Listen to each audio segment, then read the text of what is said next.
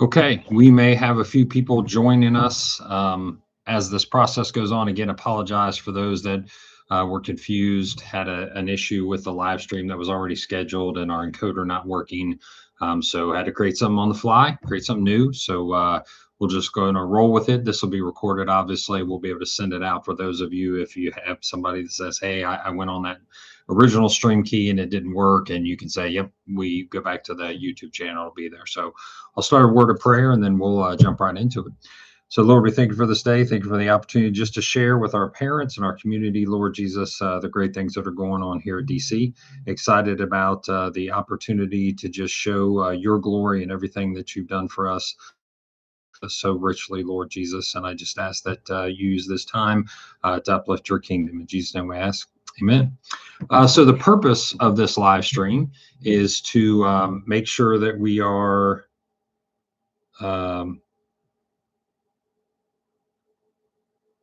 sorry, trying to make sure everybody knows where to go now. So want to talk about the parent satisfaction survey. First and foremost, we want to make sure you understand that we do listen, we do pay attention to these results, that we use these results in conversations that we're having at the senior leadership team level, at the academic council level. But I just wanted to take a minute, review a few things, and then maybe answer some things, talk about some concerns that were mentioned, just have a little time to review some of this. And then I do have some updated renderings of our new athletic complex that I thought people would be interested in seeing. We're going to present those as well tonight. So we'll kind of jump into the conversation about the parent survey and then go from there. I'd like to start off by sharing my screen and then we will.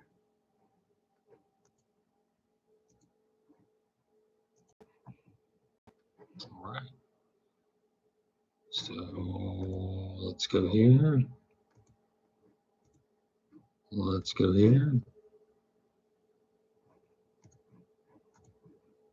All right, now we're rocking and rolling. Okay.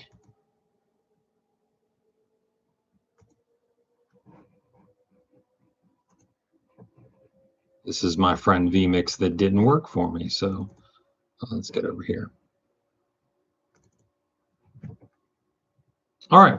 So hopefully everybody can see this on the screen. Says that I am sharing. So you may see the updated parent satisfaction survey results.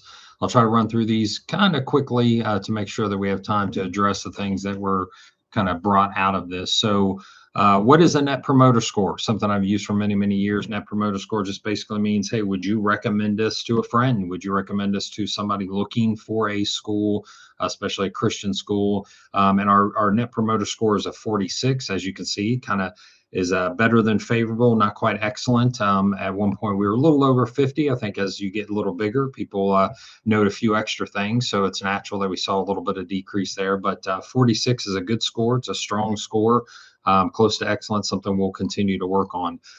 These are some interesting things I think are just, part of the process that we went through over the last couple of years and really investing in our preschool, our K4, our 5-8, and our 9-12.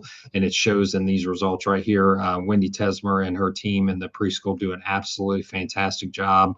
And the numbers are very clear for it. Also in the K4 space, high marks across the board. Kind of where in general we seem to land the highest number is just talking about Jesus, learning about Jesus. That is absolutely where we want to be in every sense of the word. We want to make sure that we are promoting Jesus Christ as our personal Savior is the number one thing. Obviously, academics is important. We are a school. I believe very highly in having good academics, but to score so well in the conversation about Jesus is actually where we want to start. So this information, again, is available to you. It's online. Provided for you also in an update email.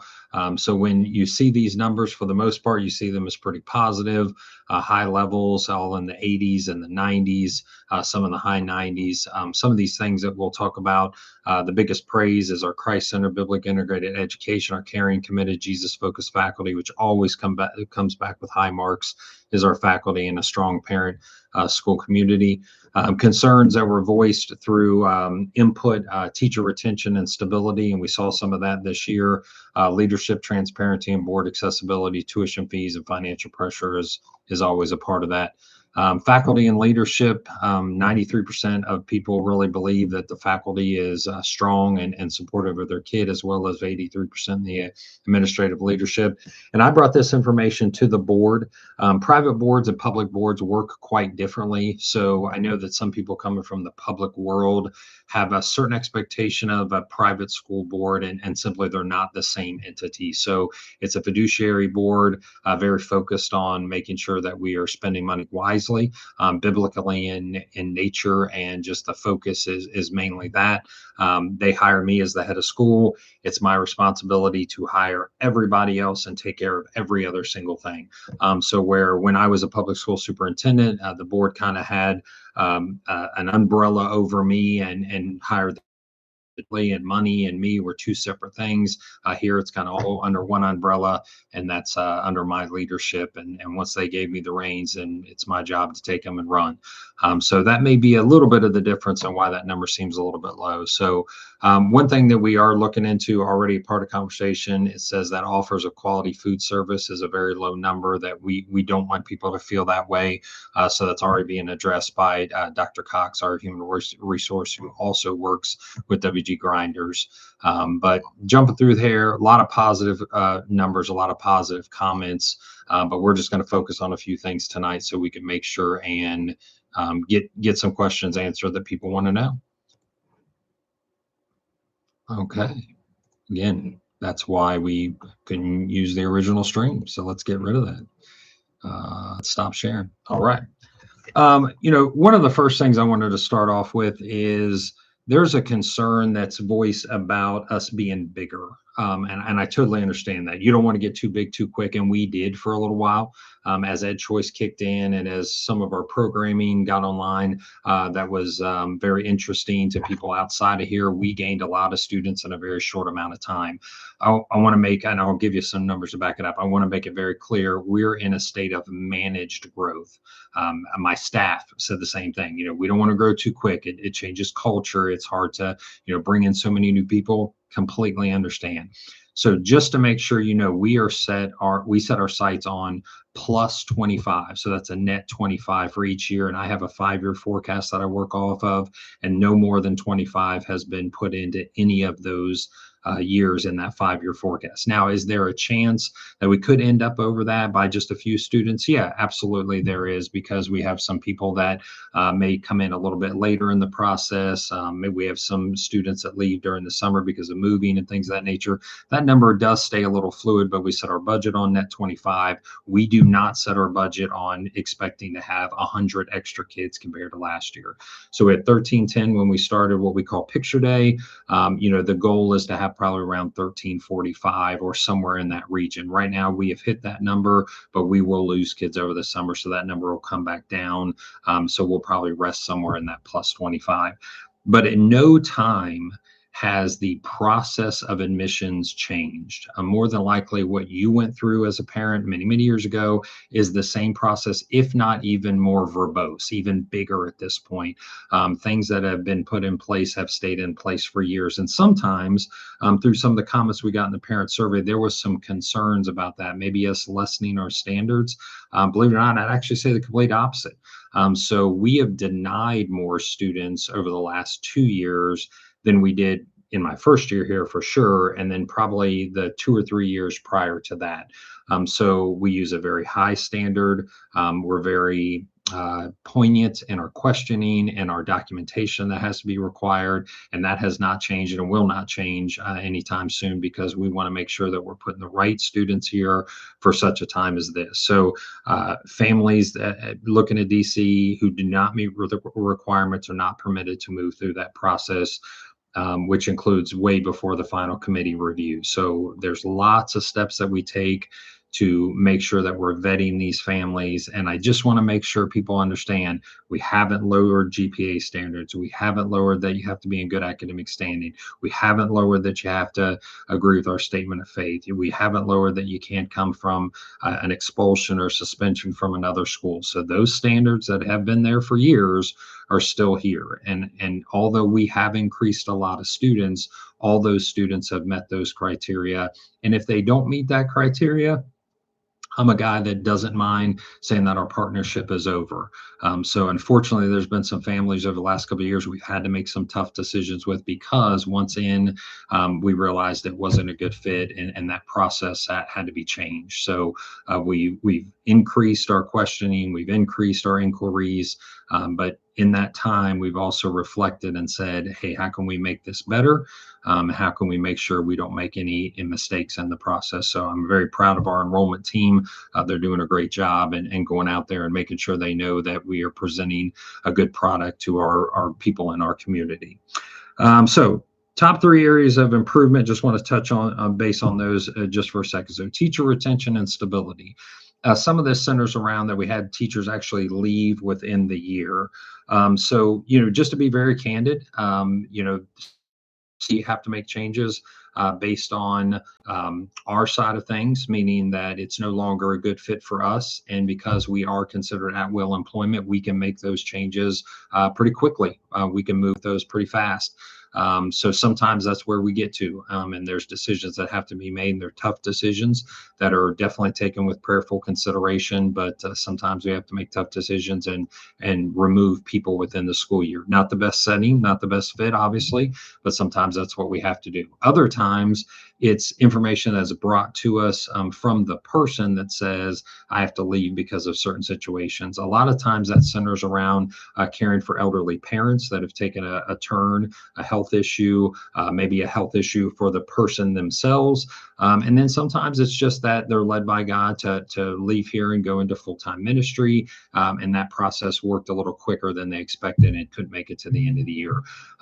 I want to make sure you understand this year is, I hope, and I project, an anomaly, meaning it's not going to be on a regular basis that we're losing multiple teachers through the year. And if there is, for some reason, if that were to continue on a short-term basis, there's always a good reason behind it. And I want to make sure people know that they can reach out to us and have conversations, especially with the building leader, if there is a concern. Now, you'll respect people's privacy, I'm sure. So sometimes we have to answer, we're not at liberty to say, because if it's a disciplinary issue or if it's a private issue with us and that person, because the need is presented itself from the person's side, we would want to respect their privacy. But know that teacher retention is a huge conversation topic on a regular basis in the senior leadership team at the board meetings. In fact, I present my strategic dashboard updates to the board in June. I'm able to share with you right now some of those numbers. So we have 2 numbers that we work off of. We have a retention rate and what we call a non-controllable retention rate, which means sometimes we separate from a person, usually, again, hopefully at the end of the year, but we decide to non-renew or not bring somebody back.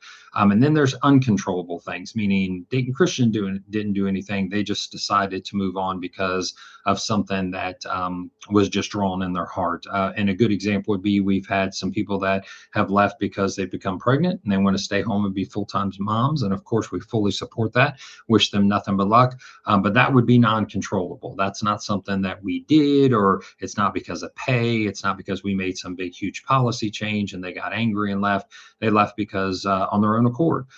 That rate this year into next year, meaning 25 and 26, or the 25-26 into the 26-27 school year, is actually 97%. So 97% of the people that were here this past year are here next year, and the people that are missing are uncontrollable, meaning there's only 3% that we decided it's not a good fit anymore and we're going to move on and come up with a different plan. The other 97% are either coming back or they've only left because of their own choice, not because we didn't want them to return or didn't allow them to return. That's a very high number. The full retention rate, meaning just kind of how many we had last year minus how many we have next year, is about 88%.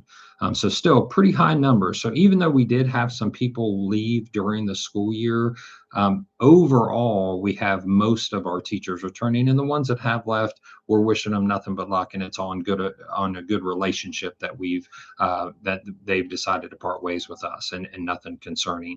I know one of the things that was mentioned in parent surveys in the past is maybe we're losing teachers because of pay.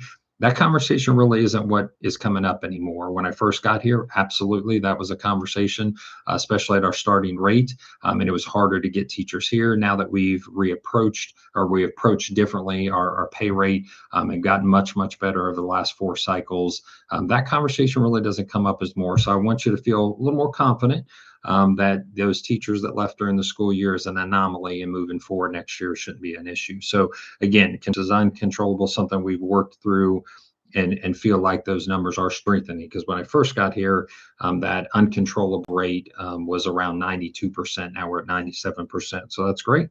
Um, just a couple things kind of along that note. You said in that survey that faculty and staff are so important. I want to share with you some data from our faculty and staff satisfaction rate for 2026. Um, here's just a couple examples, just some data. So under my role at Dayton Christian allows me to live out God's calling on my life. 100% of our faculty said, yep, absolutely, that is allowed to happen at Dayton Christian. The school provides a Christ-centered work environment characterized by positive relationships, mutual encouragement, and prayer support. 99% of our staff and faculty said, yep, that's exactly what I'm getting here. I know my mission, my value of Dayton Christian. They play a role in my job at the school. 99% said, absolutely, I feel that way. The school provides a safe and secure environment to work in. 99% said, absolutely, I feel that way. And collaboration is valued and cultivated in the school culture. 94% of people said that. So if teacher retention and teacher stability and even teacher culture and morale is important to you as a parent, I just wanted you to know some data that from our faculty and staff side, that they do feel that way. They do feel that they're valued. They do feel like that it's important to be here for such a time as this. They do feel like we're listening to them and collaborating with them. And one of the things that they feel listened to is the investment in them as a person. I went to the board a couple of years ago and said, hey, one of the things to help with teacher retention, which is very important, because we don't want to start with brand new teachers every 2 years and kind of reinvent the wheel, so on and so forth, is to invest in them and create even a higher sense of loyalty. So they're here, of course, for the mission first, but if you feel like we've taken care of you, it's going to be harder to leave. So I said, hey, let's go in and let's support teachers with tuition reimbursement and kind of help them along and make sure that they're growing as professionals. So the board was all in. So over the last 2 calendar years, we've invested $140,000 in tuition reimbursement. So that's teachers going back and getting their masters, teachers going back and getting special certifications, teachers that had associate's degree, maybe going into a full 4-year bachelor's with teaching credentials behind that. So a lot of investment from the board level has been put into teachers, and the teachers have been very excited and received that. I'm kind of in charge of that, and I just went through this last cycle, finished up just a couple weeks ago, and we have probably another 72,000 when all the bills will be paid for next year. So again, that would bring a 3-year total to somewhere around $210,000. We budget about $75,000 every year. So I just want you to know, as parents, that we hear what you're saying about teacher stability. We feel the same way. So we're putting in programs to make sure that teachers want to stay around, on top of the fact that they love your kids, love the mission of Dayton Christian, but also that Dayton Christian is willing to actually invest in them. And I think we've gotten a big change in the amount of applications and teachers. And I shared this in my State of the Schools update. So a few years ago, if we put out an open teaching position, I tell a maybe not so funny story about my first day on the job, July 3rd, which is 2023. I sat in a meeting with all my SLT and what was newly crowned the Academic Council, and was told we had 13 teaching positions still open in July. And I went, oh, Lord, we can't do that. So we're much better about that now. In fact, right now, I think we have an open science position. It's June 2nd. And I would say 99% of our positions are filled that are in the teaching world and the faculty world. We still have maybe an aide out and still an athletic director conversation going on. So we're getting more applications. We're getting high quality applications. Darren Gentry, our high school principal, also doubles as a recruiting coordinator. So he goes out to colleges, the Cedarvilles, the Mount Unions, up to Grace College, up to Lee University, Liberty, and those places, and puts our name out there and stands in the the hallways and the conference centers and make sure that Dayton Christian is seen as a viable choice for people that are especially coming back to this Miamisburg area. So something we're very excited about, to say that, not only are we able to fill positions quicker, but we feel very strongly that the quality of candidates we're getting when it comes to teachers is very high. And as the strength of our academics continues to improve, I believe those are going to stay in line or maybe even get even better. So I said this already, but I'll kind of touch base because these are going over those top three concerns. I said leadership, transparency, and board accessibility. Let me talk on the boards just a little bit. So as I stated before, a private board and a public board is a little bit different. Some people in the public world are used to open board meetings. In the private world, we don't do open board meetings because there's not duly elected officials. So that means that the people that are on the board are not the people that were elected by a community. That, Clinton Massie is where I came from. Many people know that. So the Clinton Massie board was voted on by the Clinton Massie residents. They were put in there and in essence answered back to the residents. This one's a little bit different. So we don't have open public board meetings. I've had that requested before, and it's not something we're going to do anytime soon. If there's a conversation that you feel needs to be had, that's something that you'd come to me about. And if you've met me once, hopefully you've recognized that I'm a very open and easy person to have a conversation with. I'm willing to take phone calls, emails. I'll set up time. I actually met with two people today that aren't directly connected to Dayton Christian, but wanted to have a conversation about things going on here, because I try to make sure I make time for as many people as I possibly can. Can't say that if I have 200 requests I'd be able to meet it, but I'll do the best I can to have as many conversations as possible. Sometimes that means rerouting the conversation to the person that can give you the most information. I am the head of school. I am in charge of everything, and I get that. The buck stops here, no question. I don't shirk that responsibility. But sometimes it's better for me to send you back to the building level once listening to you and say, hey, I don't really know the answer for this for you, because this sounds like something that they would handle at the building level. If you're not satisfied once you have that conversation, then sure, I would be the next line or the next link in the chain. But we try to make ourselves pretty open, an open door kind of policy, an open conversation and willingness to do that. And my position is the link to the board.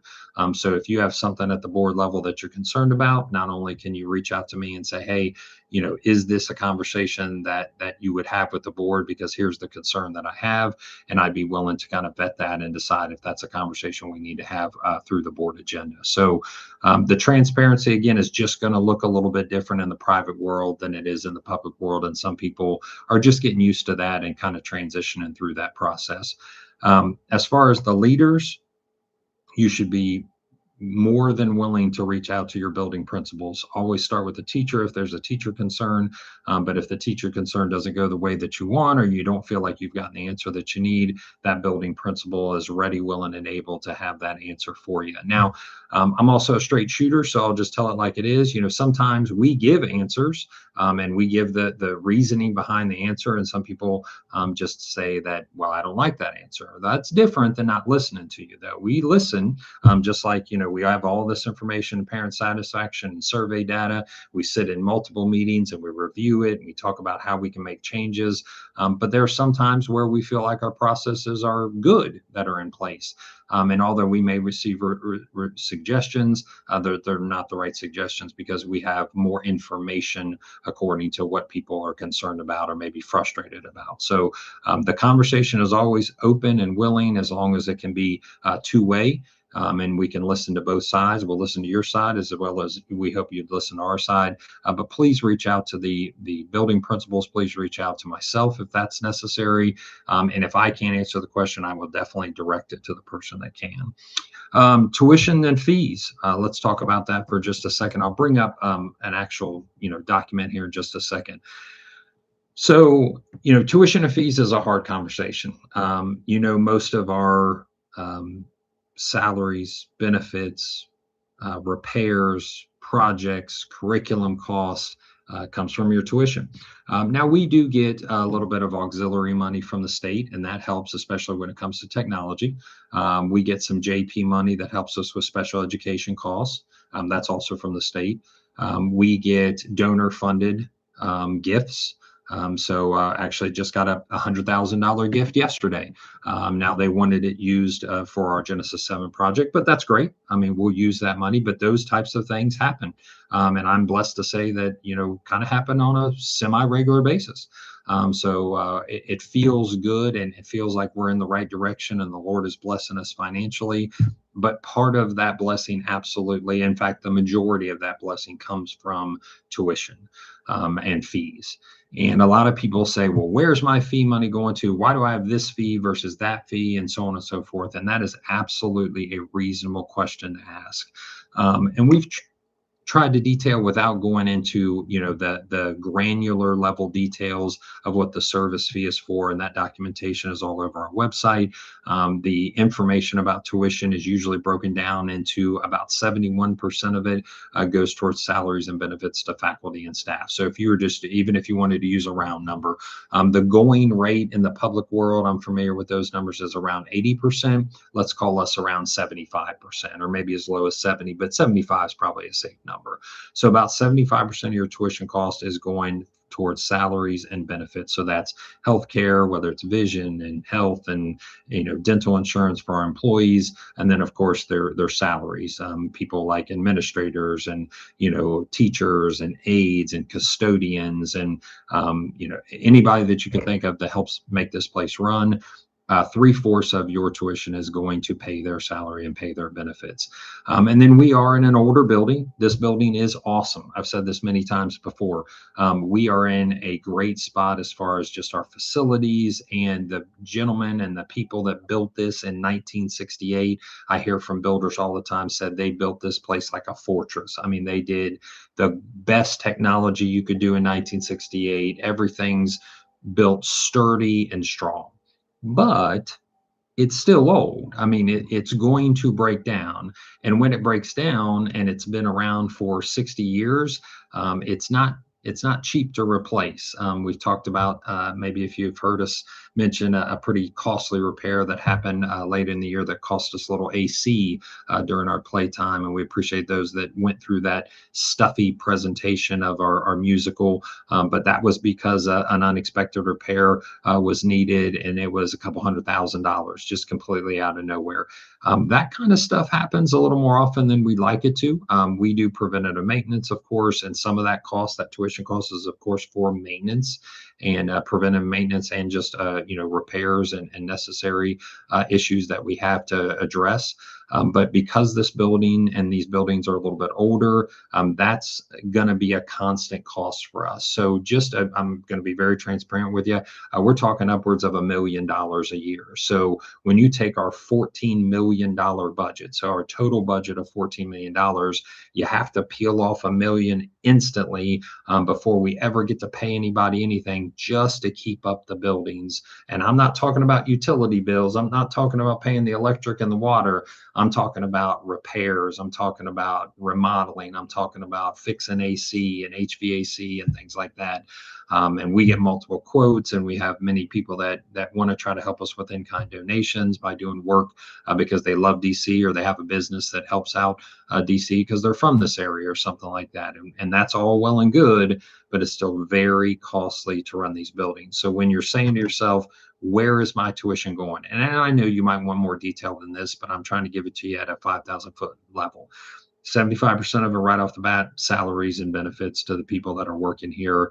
I would say a good 15% above that would be for your maintenance, your construction costs, your repairs, things that just break, especially unexpectedly.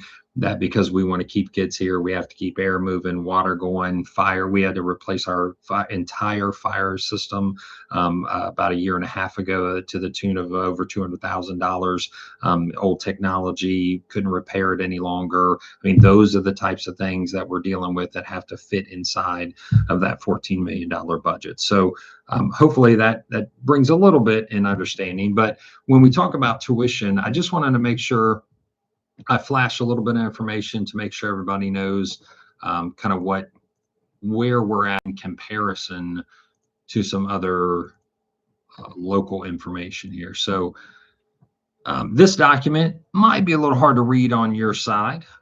So I apologize for that. I'll do the absolute best I can. So this document is a comparison with other schools. So Dayton Christian starting here in the upper left-hand corner. See those costs in 26, 27. So if you were to you add our student service fee, you're somewhere between $10,000 to $13,000. What you're seeing on the right-hand side and then on the lower part in red is actually schools that have a higher cost than us, because it's listed as percent DCS is greater or below, and below is in parentheses. So when you look at Legacy Christian, they're actually probably 2/3 of their programming more expensive than we are. Cincinnati Christian, again, more expensive. Worthington Christian, much more expensive.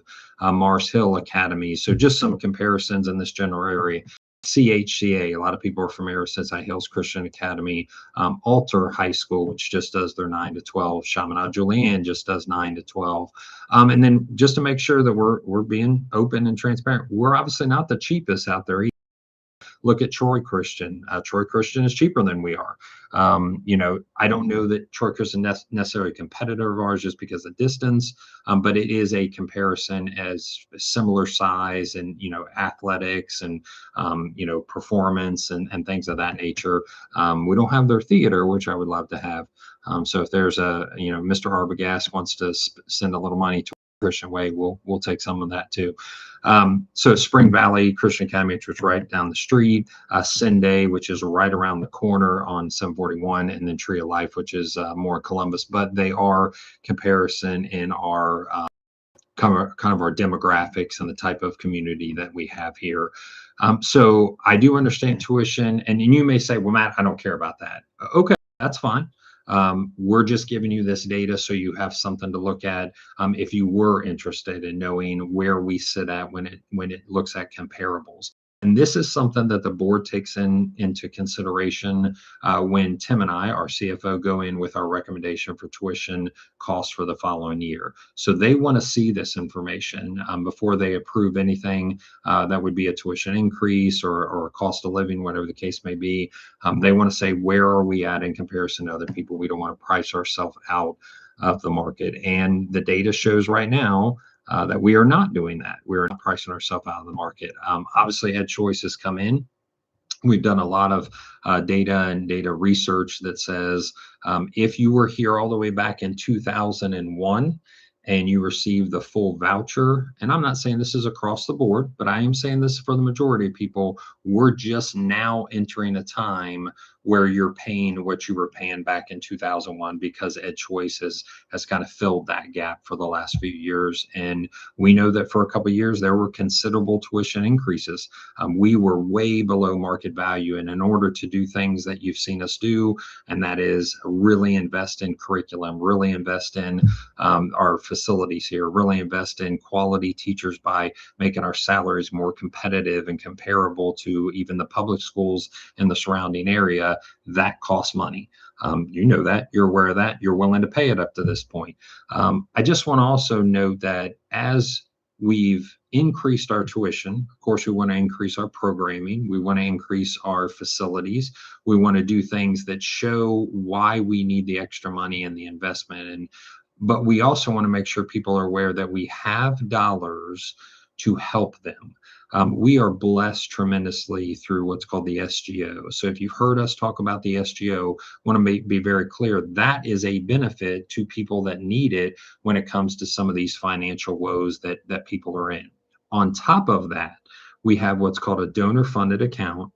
And then on top of that, we have the Grace Fund. So a lot of stuff going on when it comes to helping people in need financially. So we look at exit interview information when a parent says, "I'm not bringing my kid back to Dayton Christian." We ask them to give us some information. Now, sometimes they're very willing to do that. Sometimes they aren't so willing. So in the times that they're willing to do that, a lot of times there's conversations about the financials. So we call them up. I have personally called numerous parents and said, "Tell me about those financial woes. Tell me about those concerns you have financially, and can we help?" Please, please, please. You've heard me say this in my state of schools if you've listened to those addresses over the last couple of years. Please do not leave if it comes to financials before talking to us. If you need to start that conversation with me, awesome. I sit on that committee where we delve out thousands of dollars, tens of thousands of dollars.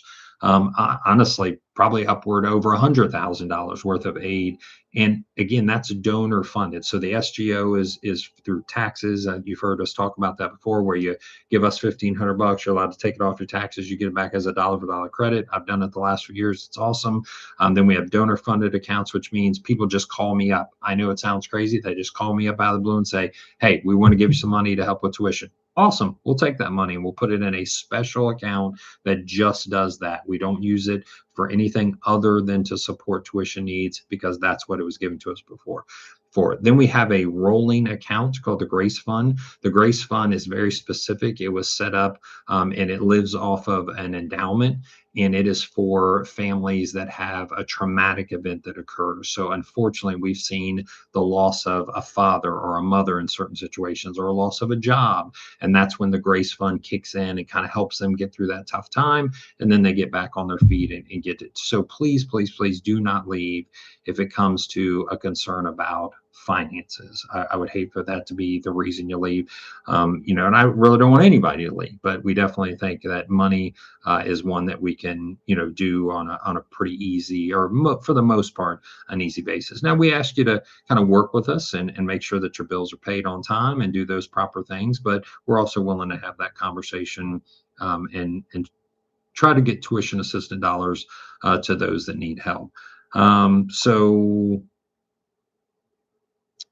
yeah, okay. I think I've kind of worked through those 3 or 4 top areas of improvement. Just a little touch base on those. Again, one of the main reasons to go over this portion of the live stream is to make sure people understand we do not ask you for that information and just shove it on a shelf somewhere. Quite the contrary, multiple conversations, multiple meetings. So if you have a friend that didn't fill it out, please suggest to them next year and filling that out. We would love to get a lot more people participating so we understand the needs that are out there. But again, even if that's not their fit, send them our way to have a conversation. If it starts with a teacher, it starts with a building administrator, or even if it starts with me, and then we get you to the right place. So that kind of ties up that portion of it. I did promise those that are interested, I've got some renderings of the athletic complex. Let me just do 2 quick notes before we get to that. One is the MAC. So the Multi-Activity Center, which is lovingly referred to now as the MAC, is in great shape. It's being used on a regular basis. In fact, it was kind of a neat moment yesterday, kind of pulled at the old heartstrings. I walked in there and saw kind of all 3 major portions being used. And it really felt good. It really felt good. We had a team in the new gym space. The girls basketball, they're all out there dribbling, and coaches out there just, getting them pumped up. And we got guys upstairs that'll eventually be like the wrestling space, and it's kind of warm up space. They're up there just, getting started. You've got a weight room, 2,450 square foot weight room with over $150,000 worth of new equipment, all custom purple with our logos all over. It just looks absolutely wonderful. Turf on one side, rubber on the other, same material that was used in Green Bay's weight room just a couple weeks before our installation. Same team did it there. So this is just really neat stuff going on. And it's thanks to the Lord, first and foremost, and the Lord working through donors like a lot of people that may be listening to me right now. So we're in great shape when it comes to the finances for the MAC. feel blessed beyond measure. And there's still some things to tie up. We're doing our ribbon cutting tomorrow. And when you walk in, hopefully you walk in and you just see the blessings of the Lord. But there's still some things we're going to fix and we're going to clean up. We're going to make some changes to some of the exterior things as we put them up and realize we want a little different look. We'll do those things over the next 6 to 12 months. And it'll just get better as the process goes along. So such a blessing. It's going to be useful and has been useful already. Second thing is that we started our athletic complex, and I'll show you those in just a second. But you're going to see a ton of construction if you stop by in the summer. If you have a kid that's going to be on site, whether they're transitioning in a sport or an activity band, whatever the case may be, it's going to be a madhouse here in the front for a little while. So also on top of that, we're putting a fresh coat of sealer down, fixing the potholes like we do, restriping everything. The parking lot it'll look better. Of course, we're a couple years away still from that big, huge, take it all up, put brand new asphalt down, and then redesign it to where the kids don't have to cross 4 lanes of traffic. It's a safety issue. So we're still a couple years away from that, planning and prepping in our savings for those types of things. But it'll look a lot nicer over the next couple weeks or so. So you'll see that going on campus. You'll see this construction out front. We have 6 classrooms. 6 classrooms under construction on the inside because we're making sure we've got good education spaces for our kids and then making room for some additional students. So a lot of activity going on, all due to the Lord's blessings, and no question we point back to him and thank him for everything he's done. But when it comes to the actual athletic complex, let's show you a few things. Okay, so this is that kind of drone view here. I want to make very clear, and I'm going to be recorded, so it's great. So when people walk it or listen to it again, they'll see it. There are some items on here that are still for down the road. The first one I would point out is you are not going to see this parking lot, this ADA compliant, this kind of close parking lot right off the bat, because we need that space for practice. So that'll actually be a detention pond for a little while until we figure out kind of a different way to approach it. And then this parking lot will actually be turned a little differently. It'll be turned vertical.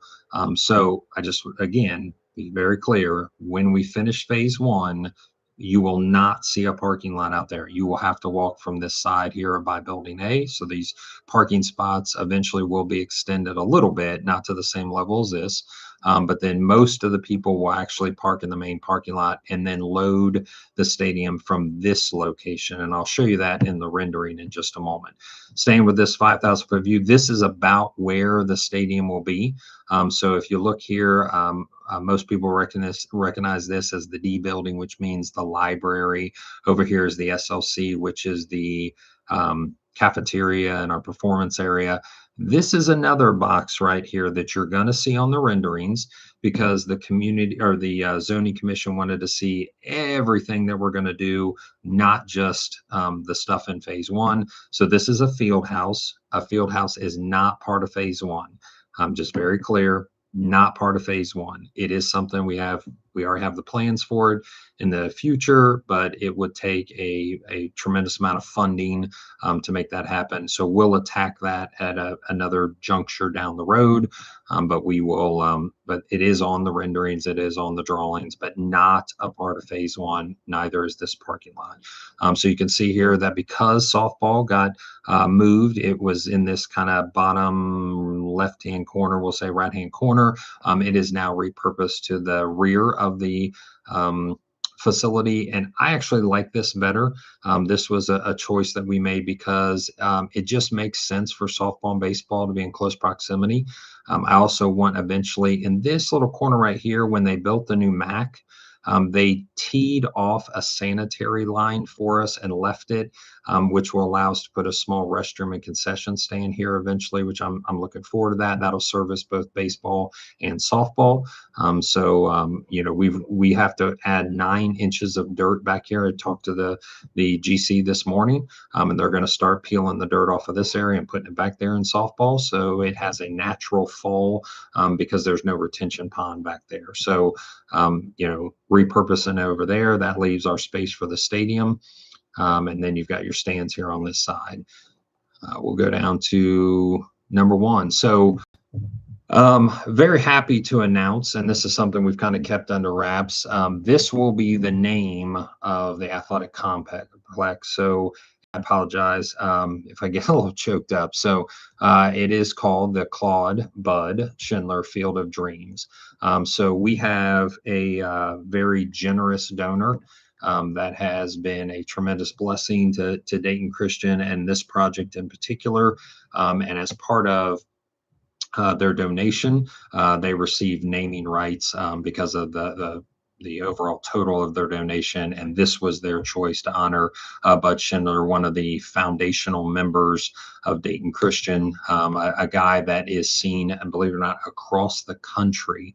I just talked to the ACSI North American division leader, and as soon as I say I'm from Dayton Christian, the first thing usually out of people's mouth is, "Oh, Bud Schindler. Oh, what a great man." So, this is going to be the Claude Bud Schindler Field of Dreams. What you're seeing here is the double gate that will load most of the people coming to the facility. This is a little different look of it. So this kind of gives you proximity. Don't look at the buildings across they just stuck some buildings. It looks like Amazon buildings. Those are actually the condos, but they didn't put in condos. If you look to the right, that's where the baseball fence has been moved in. It'll be in this picture. It's not in this particular rendering, but we're walking up the back side of the MAC. We're walking up between the back of the MAC and the new baseball field fencing. So that's how we're going to load this. There's also a second entrance as well, but this just shows you this entrance.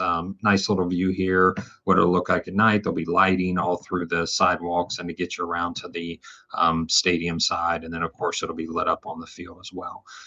So this is just an example of kind of what things will look like from one particular angle. We have the purple end zones, the full 8-lane track. We have the kind of dark light contrast on the green turf, which I absolutely love. Home stands will be closest to the building. Visitor stands will be away from the building, closest to the road.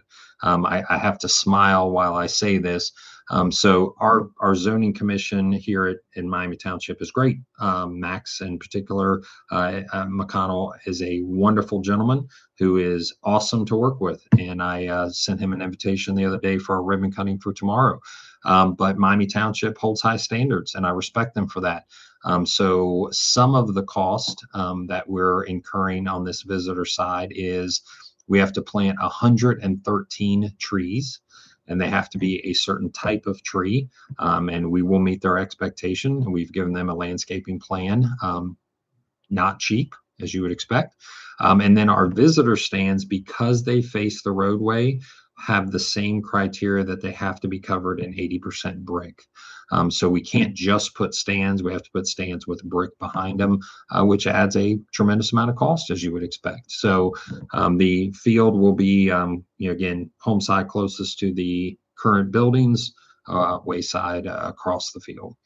Let's keep going down. Again, just another angle from, you'll see here where the field events are for track. So you see like a long jump pit, the shot put, the discus, high jump will be on the other side. Continuing from that visitor perspective, you can kind of see from that side how the trees will be lined and all that fun stuff there, and the track laid out. Again, from that south to north. Again, I wanted this is where there's a field house present on the left-hand side. That is not a part of phase 1. So right now you would be able to just look into the SLC as you do now. We will have to use the D buildings for restrooms for the time being. We'll probably also have a couple porta-johns out there as well, just to make sure that we have as many usable facilities as possible. But the restrooms will actually enter into the D building. There'll be a gate there to stop you, and we'll use that as a restroom facility.